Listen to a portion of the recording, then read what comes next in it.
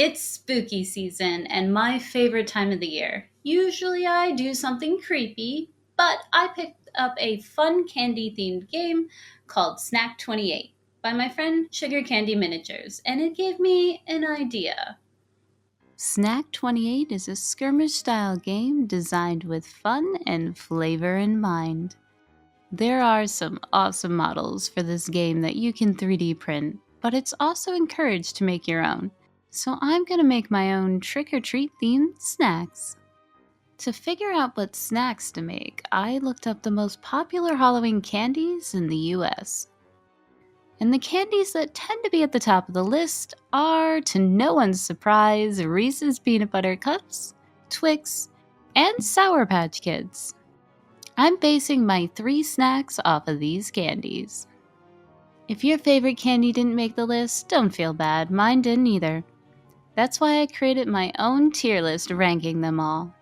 You can disagree with me on my choices, but Swedish Fish are definitely S tier. If you're new to my channel, welcome.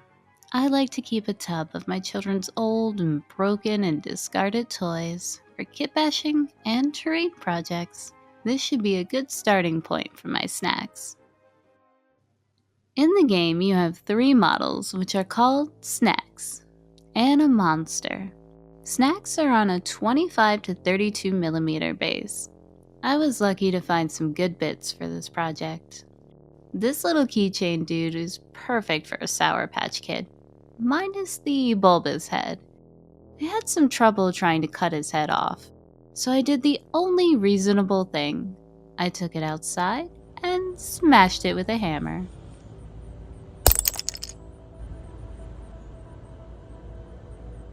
I started with my Twix fighter. I think this might be a piece from a Kinder Egg toy. I kinda like the look of having this guy being faceless. The toy part will be his wrapper body, and I cut a piece of foam to use as the candy bar. I used foil to build up the Sour Patch Kid's head. I'm going to model this guy off the character rather than the actual candy because I like the look of them better. I used foil to build up the pulled back wrapper on the Twix. And then I filled in the peanut butter cup. Since this toy part is a lot deeper than a normal Reese's cup, we're gonna go with a big cup instead. Now that I had my snacks planned out, it was time to figure out my monster. Of course, I went with the most controversial Halloween candy of them all, candy corn. Love it or hate it, it often falls at the top of the list for the worst Halloween candy. I thought this big eye would be fun to use because a Cyclops is such a classic monster. Monsters are on 60mm bases. The only base I had that size was a sci-fi one, so I decided to cut out a base from foam, which I thought would make a good cake texture. Now it was time to sculpt a giant candy corn. I used a lot of already dried Crayola air dry modeling clay for basing, but I've never really sculpted with it before. I know I'm taking a risk because air dry clay has a tendency to crack, but I'm hoping for the best. I'm using this because I don't have a lot of green stuff or milliput left and I wanted to save on good putty. I know I'm gonna have to fix some areas up later, but hopefully this will save on resources and time. I wanted this candy corn monster to look a bit smushed and old, so I didn't worry about getting the shape perfectly. I used water to smooth out some of the areas and help close some gaps.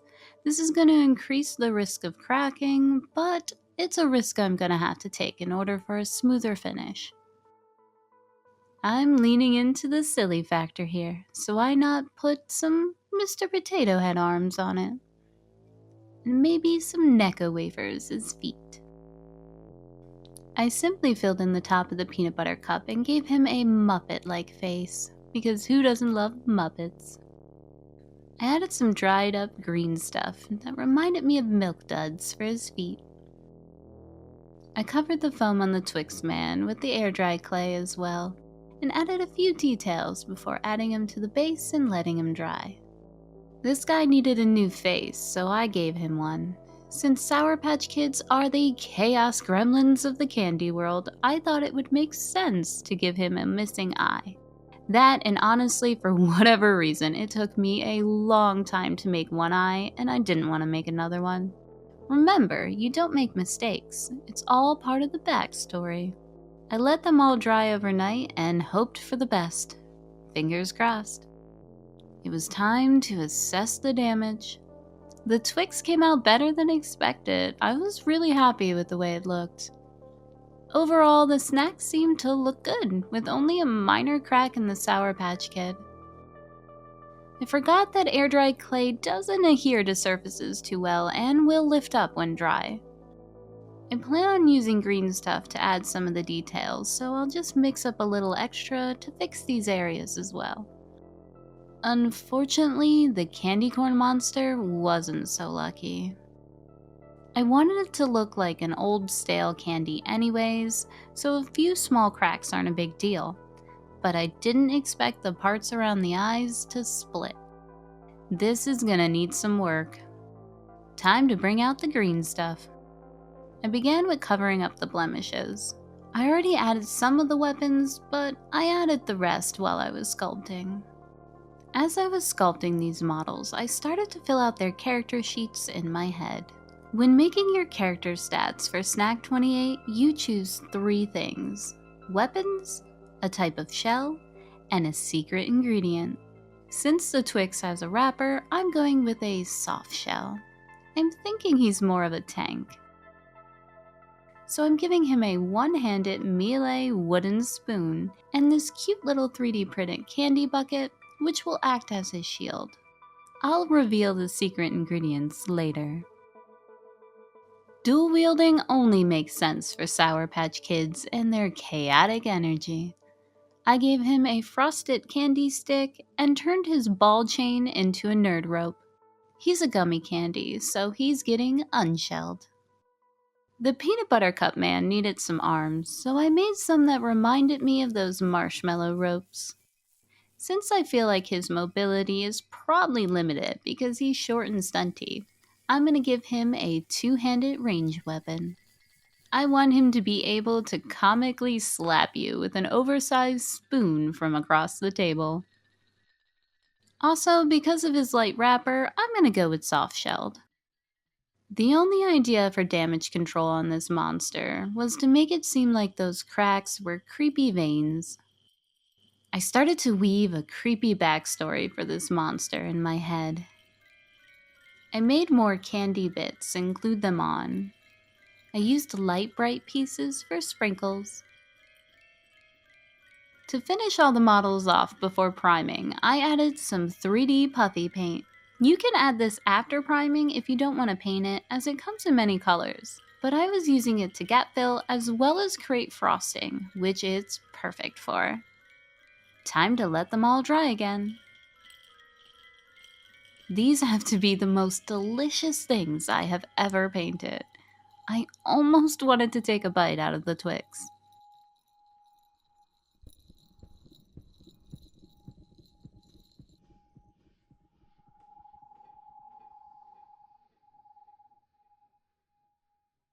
I spent about an hour or so painting each snack. The Sour Patch Kid took longer to stipple all that texture on, but not as long as the candy corn monster. I use a lot of color when painting, but this was definitely a different style than my usual color palette. I was trying to channel that wacky candy factory look. It's time to meet our candy band of trick-or-treaters. Up first is Pucker. He laughs at inappropriate times and never returns anything he borrows. But while he is likely the one to get you into trouble, he is also somehow very good at getting you out of it. His secret ingredient is can't take the heat, because we all know that Sour Patch Kids would roast you without hesitation. This ability feels a lot like Vicious Mockery. I'm currently playing a bard in my D&D campaign, and I do love using that spell. Next is Lefty. He has taken a vow of silence until he finds his long-lost brother, Righty. Though he doesn't say much, he enjoys collecting rocks for his bucket and hitting things with his wooden spoon. His secret ingredient is tea time, because I feel like Twix would be a delicious tea biscuit, or dipped in coffee. And then there's Mr. PB Cups, who the boys like to call Cuppy. Every group needs a parent figure. He may look grumpy, but he's a softie at heart, and has a dad joke for every occasion. His secret ingredient is best served cold, because we all know that Reese's are way better when they're chilled. Last but not least is Cyclorn the Carnivore. The puns just write themselves. Don't let the innocent face and unassuming demeanor fool you. This monster will devour you if she gets the chance. Once a single candy corn forgotten in the back of the pantry, she has slowly infused herself with all the other unwanted candies to form a massive treat-eating monster. I used the stats from one of the pre-made monsters in the rulebook that I thought was fitting for her. Now I just need to create a delicious 2x2 board to play on.